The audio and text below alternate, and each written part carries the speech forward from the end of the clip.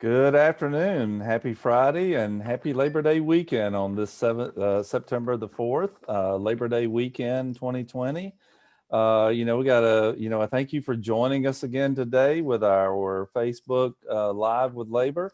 And we got a good conversation today with one of my favorite people and Secretary Treasurer of the AFL-CIO, Liz Shuler. And so she'll be joining us today in a few minutes, and I'm really looking forward to that conversation, and I think you will too.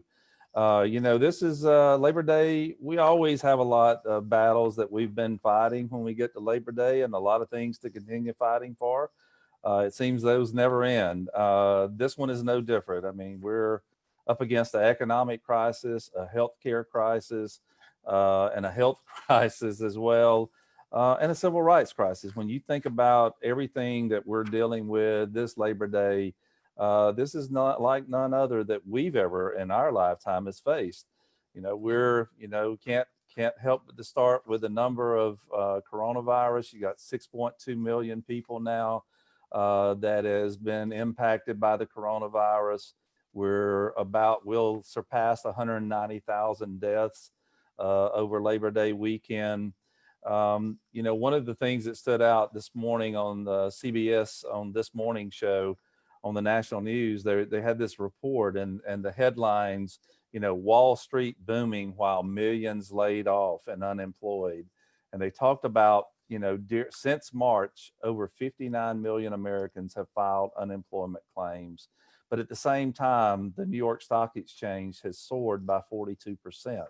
And they were using the example of the total disconnect. And they said, one of the things that they talked about was, forget about your ideal job. Look for a paycheck right now. That is so many workers, have had their unemployment cut off. They're struggling to get it back up. They're losing their health care.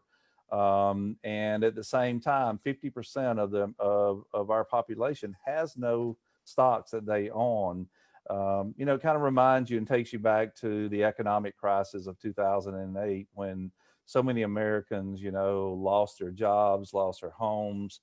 But at the end of the day, Wall Street, they ended up doing really well when all was said and done, but it was the workers who lost. When we talk about, so many things that are happening right now is, we always have to pay attention because the big corporations, they always find their way through these things and they always find a way to take advantage of the situation. And it's no different right now. So many workers that have been laid off and there was incentives given to businesses to keep workers working. And now what we're seeing across the country and right here in San Diego is workers receiving permanent layoffs or termination papers during this pandemic. As they begin to open back up and recall workers, we know it's a tough time for our corporations, but you shouldn't be dumping workers in the middle of a pandemic. You should be loyal to those who have been loyal to yours. Well, our state of California, just passed a statewide recall and retention policy for the hard-hit hospitality industry and the airline industry. And that will recall people by seniority based on their seniority and years of service. When the pandemic hit and the emergency declaration took place, you'll see us moving a local policy on Tuesday at City Council here in San Diego with some local policies on that same issue. And a prime example, I'm hoping you're seeing our videos that are out there right now and all of our Facebook ads. The Sheraton right here on Harbor Island across from the airport just let go 206 workers with 30 and 40 years of service while keeping workers that only had weeks and months on the job. That is not the way that America should be. And that's why we're going to have to fight, and we'll be doing an action over there on Labor Day on Monday. We'll be doing an action. Hope you'll join us. It'll be 10 a.m. On Harbor Drive, across from the airport entrance at the Sheraton. So please come out and join us as we fight for those workers and so many other workers who are facing this. I can't help but just, say to everybody, I hope you have start you off with, I hope you have a happy Labor Day. And one thing, one thing that stood out yesterday, I believe it was reported yesterday, where we saw, a new poll that 65% of Americans give a thumbs up to unions and would join a union on their job if they had the opportunity. And that's some of the highest rates. I think it is the highest rate during the polling era. So with that, I want to, kind of bring in our dear friend Liz Shuler, who, can't do anything but say really glowing things about Liz. I've known her for a number of years, and it's a real pleasure and honor to have you on our Live with Labor here today. And thank you for giving us some time. Great, thank you, Keith. I appreciate the invitation. So let's talk a little bit. I want to kind of set this up a little bit about who Liz is, and that's what we're going to try to do today is get to know who Liz is. I mean, Liz comes from a union household. She grew up in a union family. She chose, not my favorite school to go to college at, being an Oregon Duck. She and I talk a lot of football over the years. Old smack talk, never heard anyone. And Liz came up through the ranks. I mean, Liz, she came into the ranks after college and worked a job that where they were organizing the workers there, and primarily women clerical workers. And she came up through the local union and then got hired by the national union. I believe it was President J.J. Berry, who I remember as well. Then you went on as international rep. But I knew you when I got to know you was when you were the assistant to the president, Ed Hill, who was the international president. What a great man. And, sorry for that loss. Right. Where President Hill, not that many months ago, right? So, and I know you were really close to him. And so the final thing I'll say is Liz was the first woman elected to the Secretary Treasurer of the AFL-CIO, and, I believe elected in 2009. And one of the honors that I had was whenever Rich and you, were coming together and, putting together the team. I was able to kind of be a part of that and have discussions with you guys, and what an honor. And so with that, thank you for joining us here today. Wow, that's an incredible trip down memory lane. Thank you so much. That was fun. And thank you, Keith, and the team at the San Diego and Imperial Counties Labor Council. I have been in absolute awe of all the work that you've been doing. And Keith brings your voice, not just locally, but at the big table, the big labor movement table in Washington, D.C., and is always, filling us in and keeping us posted on all the great work that you've been doing. And I'm just so impressed with the response that you and the leadership that you have shown, Keith specifically, but the labor movement broadly there.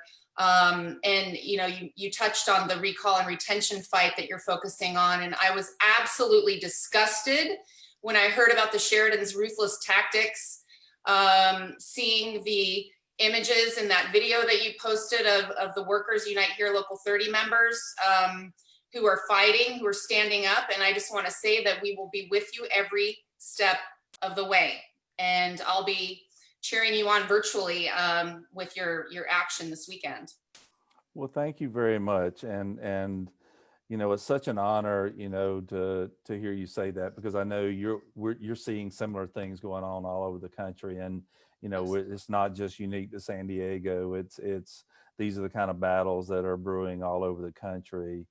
Talk a little bit about, when we think about getting to know you, you grew up in a union household, you grew up in those kind of values.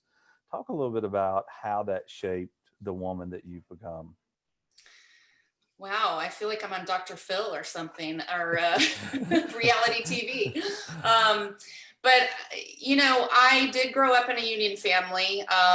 My father was the heart of the family in the sense that he was a union member, came back from Vietnam without a job, and got hired at the electric utility company.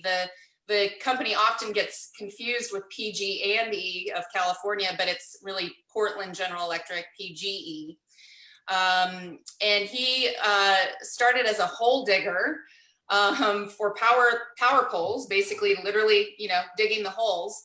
And then was able to get into the apprenticeship to become a power lineman. And that actually changed the trajectory of our family, because he had 2 little kids. He had some skills, but he hadn't gone to college.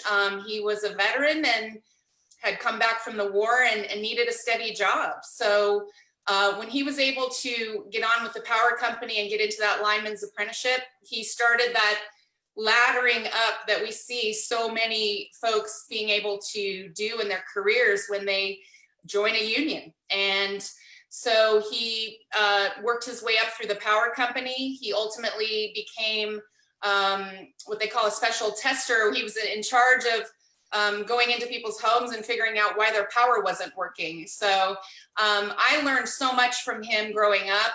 I learned so much about the union because, every Thanksgiving, it seemed there was always a trouble call where the power had gone out, or he needed to go to work. So I would ride along with him on his calls often if it was on a holiday. But lots of time away from the family, right? Because that's what our members do. And you're seeing that time and time again, no matter what field our members are working in, no matter what industry, the sacrifices they make to keep our country moving. So my dad was one of those. He was a union member, but he wasn't one of the activist members, which it's interesting for me to look back on, because he was definitely there. He knew when, he was typical contract comes around, he's going to the union meetings, but for the most part, he went to work. He did his job. He supported the union. What was interesting is when my mom, who also worked at the company, was not a union member because the clerical workers were not organized, she ended up becoming more the union activist than my dad.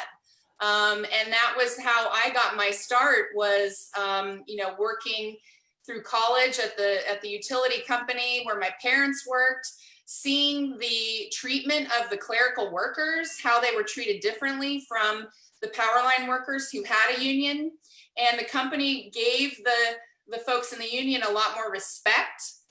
They listened to them, and the clerical workers didn't have that, and they didn't have, a collective voice like the linemen did. And so it was an interesting study in contrast, because ultimately when we went on to organize the clerical workers at PGE, my mom and I were making house calls together. We were visiting the homes of clerical workers. We were on the volunteer organizing committee together.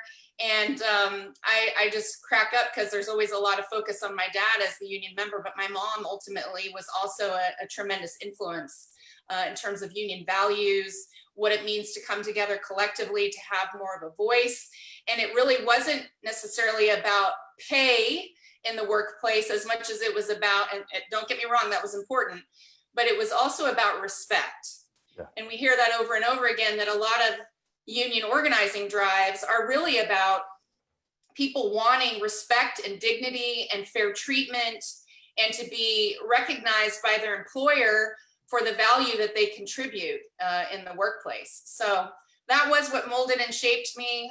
Certainly this idea of hard work was very much a fundamental value, and not doing the work because you think you're going to get recognized or you're going to, make headlines, but to just really do your job and keep your head down and make a contribution. So that has really stuck with me over the years and really influenced who I have tried to be as a leader within the labor movement.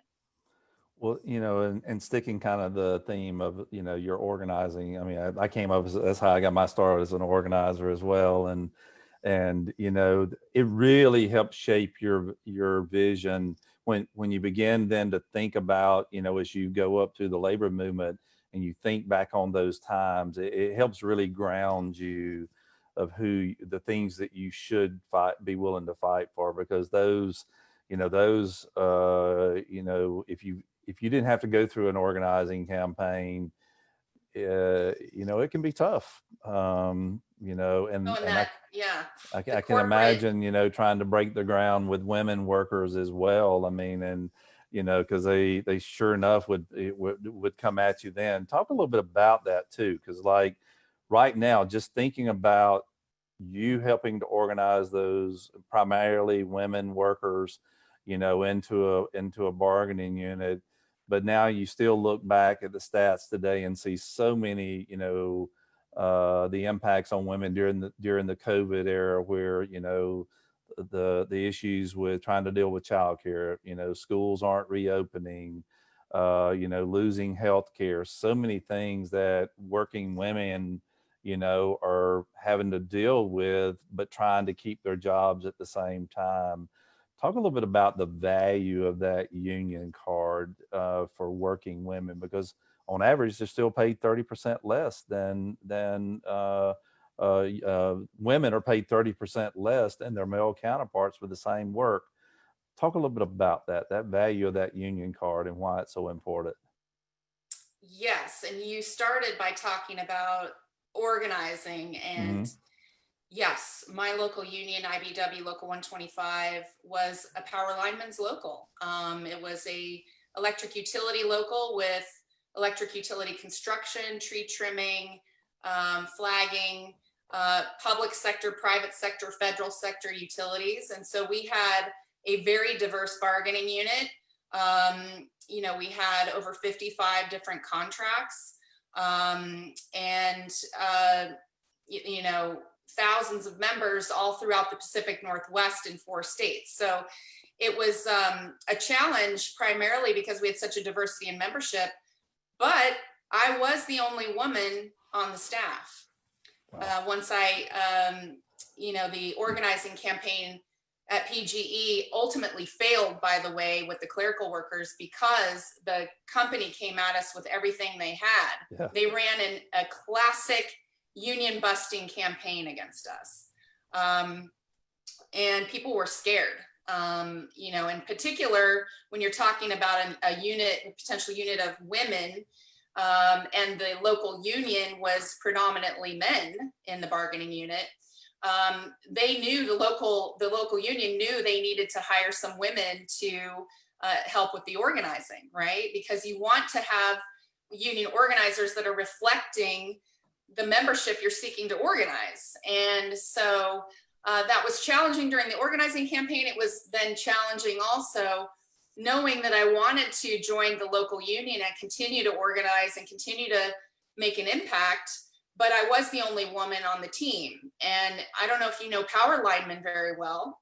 They can be a challenging group in terms of, you know, certainly dealing with women and those gender dynamics and having a culture built around the power line trade. It's all about toughness and, you know, kind of in some ways, you know, seeing if you can hack it. So I definitely learned quickly when I got on the staff the importance of also bringing a woman's voice to the table, because we had women in the union that weren't necessarily, their voices weren't being heard because they were in the minority. It was largely controlled by, you know, the majority of the membership being men. So again, it was very instructional. It was very formative in those early years. Fast forward to the work that I started to do at the International IBEW, once again, in a very male dominated environment. I realized as the IBEW broadly at the International, we didn't just represent electric utility workers, we represented construction workers and manufacturing and telecommunications and railroad workers, broadcast. So it opened my eyes to a much broader view of the workforce, of the imprint and impact that we can have on policy and the economy. And in fact, the IBEW International almost was a mini AFL-CIO in that it represented so many different industries.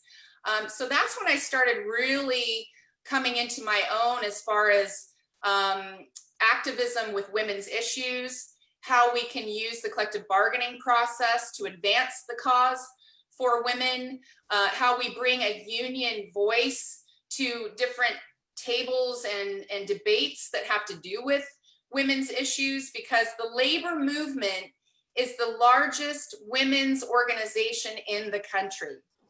And I'll say that one more time.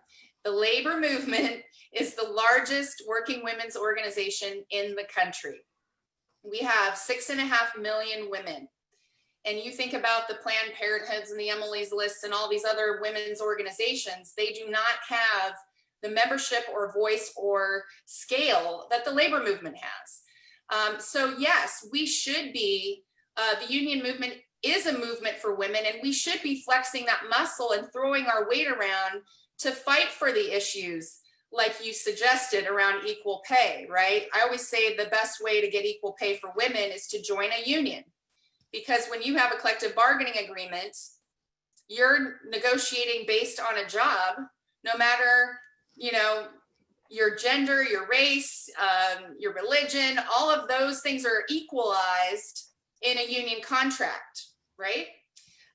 So that to me is exactly what we need to be talking more about out in the world, to show that the labor movement really is advocating and fighting for the issues that women care about, but that are really working family issues. As you suggested, equal pay, paid family leave, paid maternity leave, all of those issues are economic issues. Yeah. And they're working family issues. And if women are half the workforce, and they're going to be half the labor movement officially in a couple of years, according to statistics, then we need to make sure those issues are in the suite of economic issues that the labor movement is fighting for. That's, you know, and I've heard you talk about the largest movement of working women in the country and those numbers. And, you know, and I think that catches people off guard. They don't think about that because they do think still of the labor movement is male dominated and primarily white. And that is certainly not the case in our labor movement. In, you know, some unions are a little bit more than others because of maybe the craft or the industry that they have. But you know, overall, it's a very diverse, one of the most, I guess, probably the most diverse movements out there of people. That's right. You know, when you know, there's so many issues, you know, that the COVID has brought to light. I mean, during this period, on the things that you talk about, and like the whole issue of healthcare and childcare and so many things that are out there. And so having that voice, that collective voice is really an importance right now. And that's why I would say the Gallup numbers are what they are, that you said, the 65% positive rating. Don't you think that people are starting to see that in COVID, the issues around safety on the job, the issues around having a voice and being able to speak up without fear when they do feel unsafe. I think people are starting to connect the dots a bit more, that having a union gives you that protection in a COVID environment and beyond, right?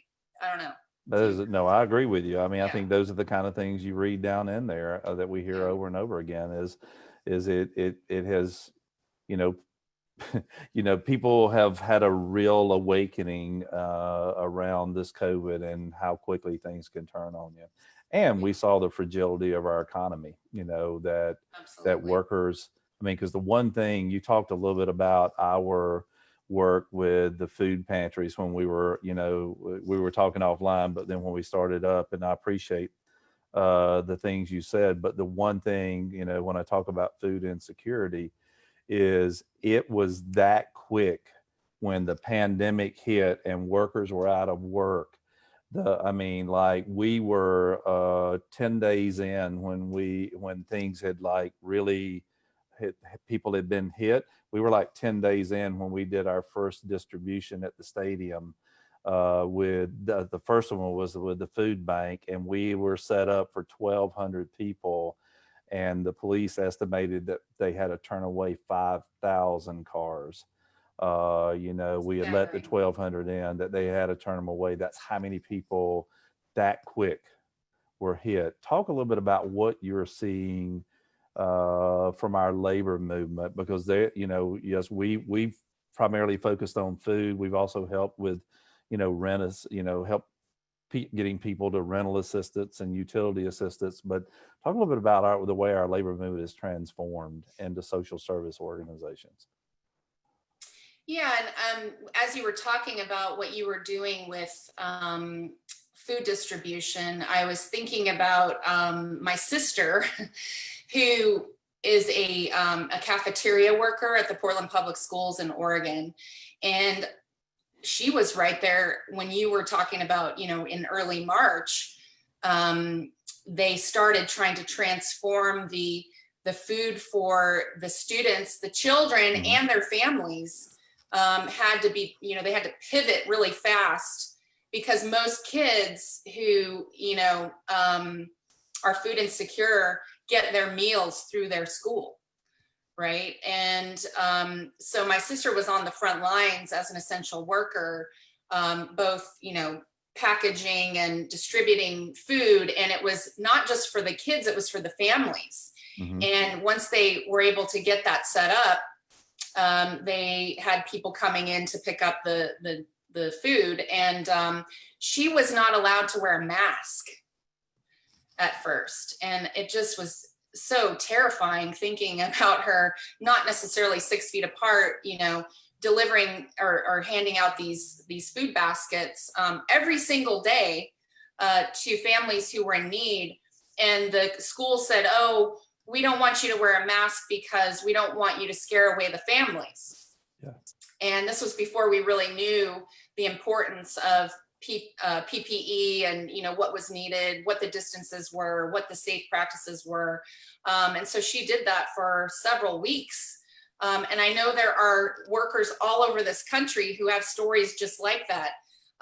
We know the plight of the healthcare workers that, were running into harm's way and having to reuse their PPE without, the proper OSHA protections that we've been advocating for in place, and without employers, for the most part, having a plan, having the equipment, and educating their workers on how to use it. So I think about that moment way back in March. It seems like an eternity ago. Yeah. But I feel like our labor movement really played an integral role in helping working people navigate the pandemic in its early stages, and really showing the leadership and speaking out for what workers need. And so on the safety front, certainly we've played an integral role. On the policy front, we've been both with regulations at some of the big agencies, obviously in Washington, but also in Congress, bringing the voices of working people who don't have what they need, and then advocating for the policies and the investments that the federal government must make, right? And whether that's in the form of unemployment insurance assistance, certainly the PPP program for payroll protection to keep people working, the pandemic unemployment bump that was passed, the ability to classify gig workers so that they have access to the same social safety net that every other worker does. The food insecurity issue that you said, our unions have actually been front and center in transforming into social service organizations like you have, in some ways, where people are hit with this crisis and they don't know where to turn, and the labor movement is there, and we're there not just for our members but for the community. And I think you've been used as an example, by the way, nationally, because you have sustained an unbelievable level of assistance for, I think you said it was 22 weeks. You've been doing weekly food distributions and served more than 140,000 people, right, in the community. I know that in the also pile on natural disasters and what has been happening in addition to COVID, we've been seeing fires and derechos and hurricanes in different parts of the country. And I was just on a call yesterday, in fact, with our folks from Louisiana and Texas, who have set up a disaster relief operation, par none, to get assistance in the hands of folks who need water, food, and tarps. They were like, we need the basics, because people are evacuating, their homes are destroyed. And certainly you're no stranger to it in California with the fires. We had it in Iowa with the, the derecho that came through. All that to say, the labor movement steps up when communities are in need. And we do it over and over and over again. And in fact, I don't think we talk about it enough. We just do it often and we don't talk about it. But the labor movement plays a critical role in providing the services, the relief, that people need in a time of crisis. And we're just there time and time again. And so I've been so proud to see what we've been capable of, both throughout the COVID crisis and, certainly with these recent natural disasters. And really being an advocacy organization. I didn't even start on the HEROES Act, which I don't know if we'll get to, I'm sure we will, but the legislation that's needed in Congress and that we've been advocating for, because the unemployment assistance ran out at the end of July, we've been just every single day hammering away at the United States Senate to do its job and start looking at what the House did in passing the HEROES Act and passing it in the Senate to make sure that we're getting the investments that we need in this time of crisis, where people have lost their jobs overnight. The economy's in a tailspin, and we still have essential workers on the front lines without the equipment they need.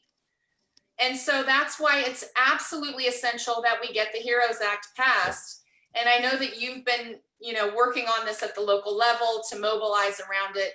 But I just think that is, to me, the breadth and scope of what the labor movement is capable of in a time of crisis is on full display right now. No, and and on the HEROES Act, I think that too often, there's so many things in there, Liz, that you just touched upon.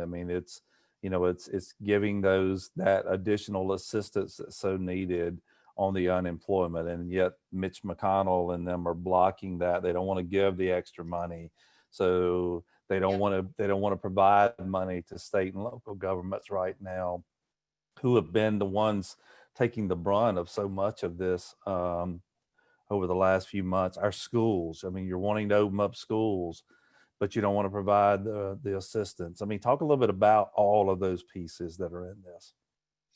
Yeah, I think this week, in fact, schools have started back up, both virtually and in some cases in person. We've seen what's been happening on college campuses where, they're trying to kind of force reopening when they're not ready or not equipped.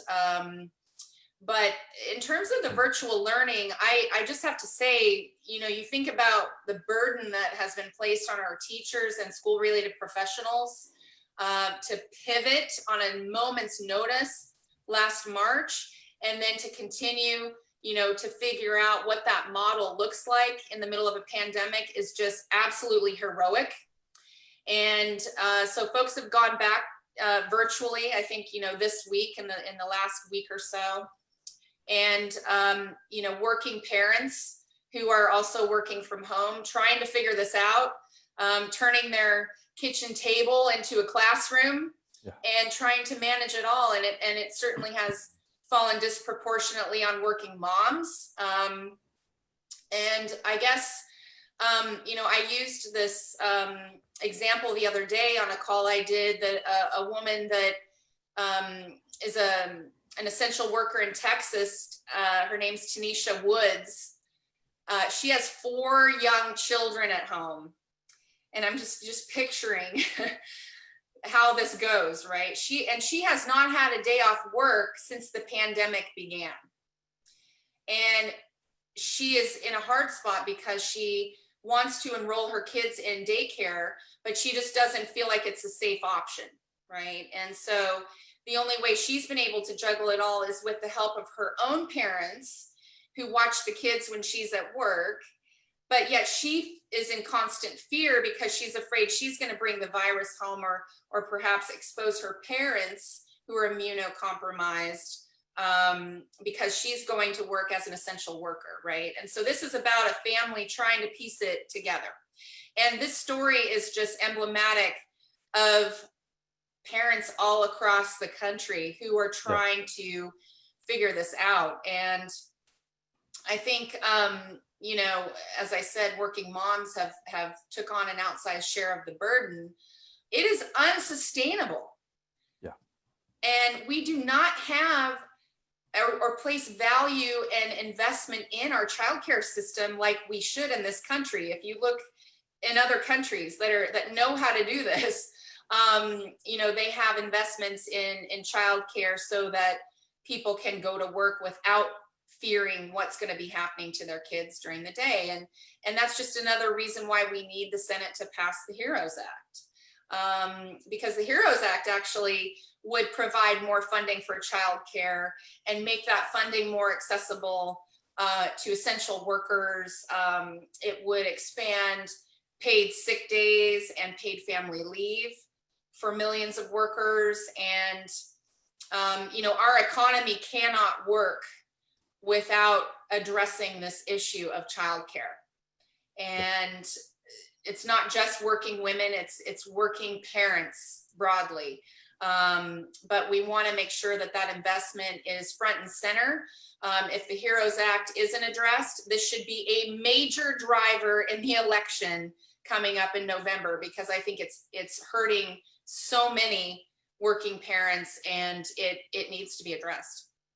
No, and I think, you know, when you have like a pandemic, or, you know, you talked about hurricanes, you know, I came from the Gulf Coast, so I know a lot about them. But like when you come through some type of natural disaster, it kind of like you see the glaring inequities on the ground. I mean, I you know, after Katrina, everybody was talking about, oh wow, you know, that really knocked New Orleans for a blow. And you know, I like to point out, I've worked a lot and spent a lot of time in New Orleans because I grew up not far from there. And the one thing that was the problematic was New Orleans already had a lot of inequities and deficiencies, and that just glared. And that's when you talk about childcare, you know, this has highlighted it because schools have been used as childcare in many instances. But the other thing that we know about childcare is it is like sending kids to a private school almost. When you've got kids in daycare and childcare, it's an expensive, you know, thing that really hits working families really hard. Absolutely. And like you said, there were cracks in the system before COVID that are just coming to light, and they're more pronounced, and we see them now. And I think this notion of having this social safety net that we aspire to, but we never have had truly. We have the opportunity actually now to rebuild, just as Joe Biden says, build back better. Yeah. And he has a proposal on childcare investment, and all of these social safety net programs and policies that the labor movement has been advocating for since its inception, that are so sorely needed in our country and are affecting actually Black and Brown Americans disproportionately in our country. And so that's, you know, yet another layer to this that the labor movement is now fighting to resolve. And speaking of that, you talked about the, you know, the people, you know, workers of color and people of color, and how those communities are being hit hardest. You know, we, you know, now once again, you know, we're watching another African-American man, you know, that's been gunned down, or, you know, I mean, it's just crazy. These just keeps coming. And I know that you've been kind of at the forefront because the AFL-CIO going back to the Missouri issues, several years ago, formed the Labor Commission on Racial and Economic Justice, uh, and there's been ongoing discussions around this for a number of years, but that has really been expedited at the executive level of the AFL-CIO, and where I know you're playing a major role. You want to talk a little bit about that and why we have to be at the forefront of this as a labor movement? Absolutely. And as you said, it just seems like every single day now we're seeing another story, another shooting, another unjust, act of police violence that's happening. And we saw what happened in Rochester just come to light, even though it had been 6 months that the incident had happened. So I think the labor movement absolutely needs to be at the forefront of these issues. And in fact, you mentioned the Commission on Race and Economic Justice that was from 2015.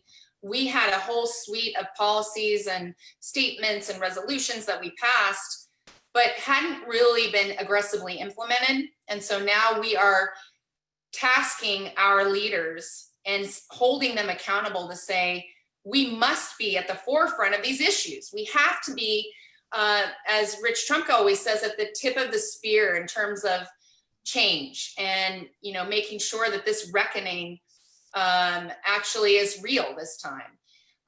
We have a commission on race and economic justice from 2015, and we now fast forward in 2020 have a racial justice task force that is underway just in the last 2 months with a very aggressive set of goals and objectives that we want to make sure that the labor movement is leading in the fight for racial justice and ending systemic racism. And I have to say, I was at the March on Washington last Friday, a week ago. You may have seen that the Reverend Al Sharpton, National Action Network, Martin Luther King III, hosted a huge rally commemorating the 57th anniversary of Dr. King's speech, on the National Mall, the March on Washington. I'm actually kind of emotional about it. I stood on the spot where Dr. King spoke 57 years before that and spoke on behalf of working people at that march. And it was one of the most powerful things. Really, you could tell it really affected me because I was looking around, I was seeing the culmination of all the protests. Jacob Blake had just been shot. And here we were as the labor movement, as part of this huge movement of coalition partners demanding justice. And it was really impactful. It's more than a speech, though. We have to follow it through with action. And we are going to do that at the national level, but really where we get justice for Jacob Blake and George Floyd and Breonna Taylor and Rayshard Brooks and so many names that we hear over and over again is in our communities. And it's where you, Keith, and the Labor Council can make such a difference, is working in our communities, on the changes that are needed, both with policy and legislation, but with culture and the way we interact with each other, the way we communicate with each other. And we know the disproportionate impacts that COVID has had on communities of color. And that is a piece of the puzzle of all of the systemic racism that we've seen in housing and healthcare, and the list goes on and throughout the economy. So it's time for the labor movement to really examine itself. We are really anxious to make these resolutions and these policies real, but it's going to take a sustained effort, a commitment, prioritization, and not just for the moment, but for the long term. And I said at the rally a week ago Friday, as a white woman, I I know that I will never experience the same pain or trauma that Black people have been feeling, and that I understand what I can't possibly understand, but I choose to stand. That was what I said at the march. And I will fight, and I will speak out and take a knee, and, you know, say a prayer, and fight like hell to make real change. And thank you for those words, because you know, that's what I love about you so much, is like, you're real and you feel it and you believe in what you're doing. And, um, uh, you know, and just having you as, you know, an ambassador and one of those key, I mean, you're the #2 officer at the AFL-CIO, and, you know, the official labor body, for our labor movement. And, you know, you're great. I mean, and you know, I thank you for being that spokesperson and what you're doing on this, because I mean, you're right. I mean, I came up in the South, so I get a little passionate about it as well, because you know, I went through school integration, so I watched it. I was there, you know, and whenever I went into junior high school when we did integration, and just, you know, it gave you a real different. I mean, so many of the folks, you know, it would have been easy for there to be a lot of racist among uh, my era in the school in small town South Alabama, you know, not far from the Edmund Pettus Bridge, you know, where I grew up at. Right. And so it would have been easy to have been that, but it gave us a whole different look, because they scared the hell out of both sides. I mean, basically the African Americans and the whites were terrified, because we were seeing George Wallace on the TV every day, and we were seeing Birmingham and the dogs being released, and, you know, you were watching what was happening at the Edmund Pettus Bridge on your little grainy, you know, snowy black and white TV with one channel, you know, and they scared the hell out of us. And then we realized we shouldn't be scared. You know, you know, you ended up being very close friends with so many, because you had to weather a storm that was put in front of you. And so I feel the same thing when, you know, like, you know, oftentimes when I talk about it as well, because it's, you know, it's there, you've seen it, you've experienced it, you watched it. And the reality is just what you said, we have to do more than put it on a piece of paper and make a speech and issue a resolution. It's got to be about real change, because it's too long a coming, you know. And so thank you for all that you're doing on that.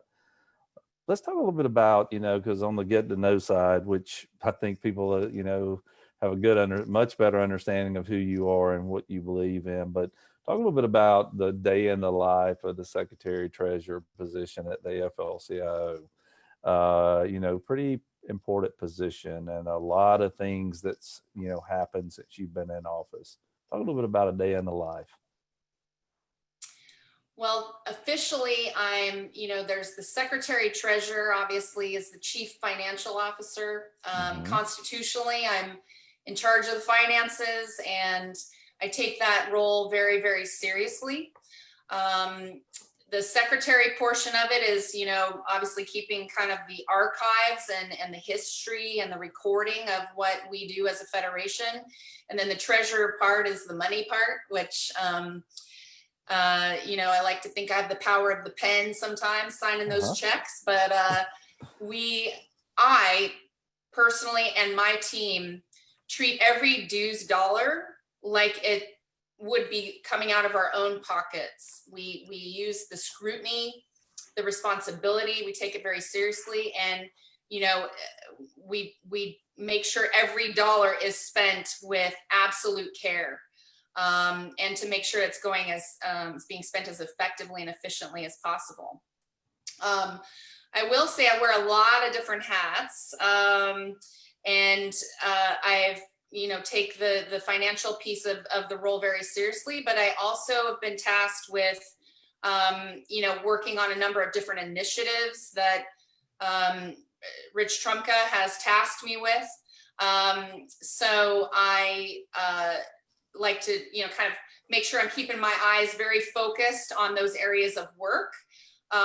which I've been taking the lead on what a lot of people call the future of work, really thinking about how technology will impact the way we go forward in the workforce, not to mention how economic policy will change, and how investments are made, both private investments with companies and the resources our tax dollars and our Congress are putting toward innovation. So my sole focus in that effort is just to bust the doors open to those conversations and take our rightful place at the table as workers, and bringing a worker's voice to the future of work conversation. And you would be surprised how many debates are going on, how many forums and think tanks are hosting initiatives. There are people talking about the future of work all around us, but yet they don't have any workers at the table. I'm thinking it's the future of work. Why are we not including workers? So that has been very, very much in motion. I will say the pandemic, of course, has in some ways hastened the impact of technology, because a lot of employers are looking at ways so that they don't have to bring workers back and instead use machines where they can. And so we are busy trying to make sure that we have protections in place and that we can use our influence on Capitol Hill and hopefully with the incoming Biden administration, knocking wood, to make sure that we're working with technology in a way that actually helps working people, not hurts working people. We're all about, using technology. We use it in our labor movement, but we should not be using technology to harm people and destroy jobs, right? So we want to make sure it's done responsibly. The other pieces of work that I've taken the lead on, since we're talking about a day in the life, is retirement security. And we are in the fight of our lives with the multi-employer pension, I guess, industry sector, whatever you might want to call it. And I actually feel particularly passionate about this issue because as my father made his way through his career at the electric utility, his sleepy little company was bought by a huge Goliath called Enron. Many people do not even remember that company name Enron because it was over 20 years ago. But they came in from Texas, decided they were going to take advantage of the cheap electricity in the Pacific Northwest, buy the small utility company, and actually use it as a base to operate from to play in the California electricity market, which was being deregulated at the time. The company ultimately played fast and loose, and we saw a collapse of Enron. It went bankrupt, and it actually destroyed all of the workforce, at Portland General Electric that trusted that this company coming in was going to take care of them. Basically, my father lost his pension in the bankruptcy, and it completely, devastated our family. And he was set to retire like within, I think, 1 to 2 years at the time. Watched his pension crash from dollars to dimes overnight. And it was mainly because there was Enron matching stock. And when they would get pension contributions, they would match it in Enron stock. And then they actually froze the ability to divest that stock at a certain point. They weren't able to sell it. So they basically had to have all this, Enron stock in their portfolio, and then it crashed. So I have seen personally what that can do to a family. And this idea of having the promise of a pension at the end of a long career, particularly for someone who worked hard physically their whole lives, what that can do to a person's dreams. And so I am very passionate about the issues of retirement security. And I am very active in we're right now trying to get relief from Congress to shore up the multi-employer pension system.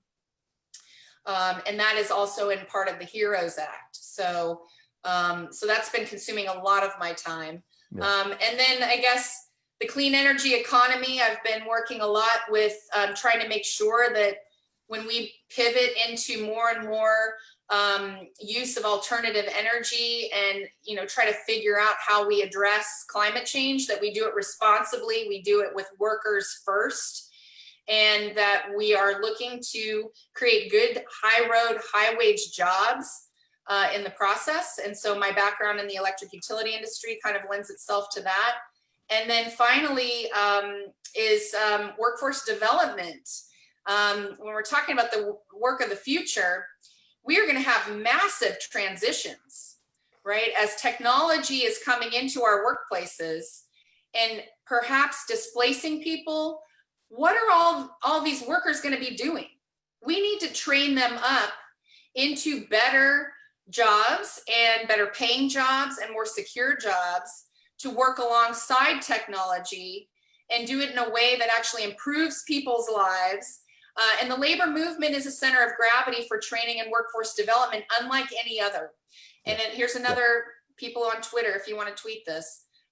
The labor movement trains more people in the country than any other entity besides the US military.